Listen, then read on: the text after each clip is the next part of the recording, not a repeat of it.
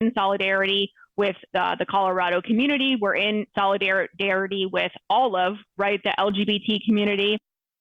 And that sense of solidarity really is stretching here to Florida, not just Orlando, as we just heard, but also right here in Southwest Florida, as LGBTQ plus leaders are now coming to support. Our Colton Chavez begins our comprehensive coverage with many in that community telling him they feel political rhetoric and action has actually led to this moment.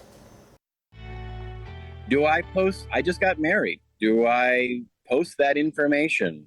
You know? At a time, Greg Monk wants to tell so many people he is a new husband. After the Colorado Springs Club Q mass shooting, he says this question sits deeply with him. Will I get messages of congratulations or bomb threats? Monk is a member of Fort Myers All-Faith Unitarian congregation. As much faith, he says, he puts in messages of acceptance he hears here.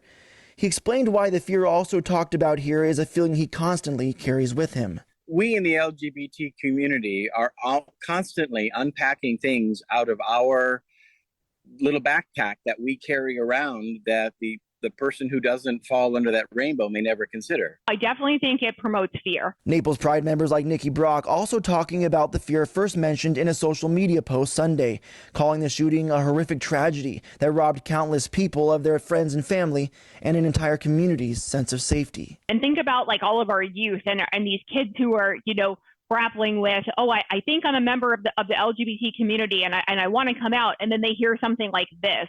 For someone in the LGBTQ community that says, I don't even go to bars, does something like this still impact them?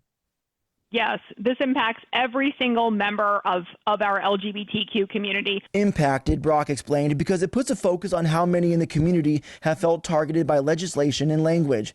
Why she and Greg Monk both agree it's important for events like Naples Pride to not only continue, but call out problems they see with the system. You hear expressions of condolences and condemnation of violence from politicians and church leaders, but we also know that these are the very same people who have created the environment in which these acts are possible. And tonight I've learned that Naples Pride is actually holding a vigil for the victims of the Colorado Springs shooting. That'll be tomorrow night at 6 o'clock in downtown Naples. I have more information on the vigil live on our website, fox4now.com. In Cape Coral, Colton Chavez, Fox 4. And as reported, the suspected shooter is now facing hate crime charges in addition to 5 first-degree murder charges tonight. Now, Colorado's legal term for this is a bias-motivated crime. This is different than what Florida calls hate crimes. Now, in Colorado, it is a misdemeanor if it does not involve bodily harm. Shootings are classified as felonies. Colorado's hate crime laws were changed last year to say that bias only needs to be part of a suspect's motive. Before that change, prosecutors had to prove a suspect's motive was solely related to hate in order for the defendant to be found guilty.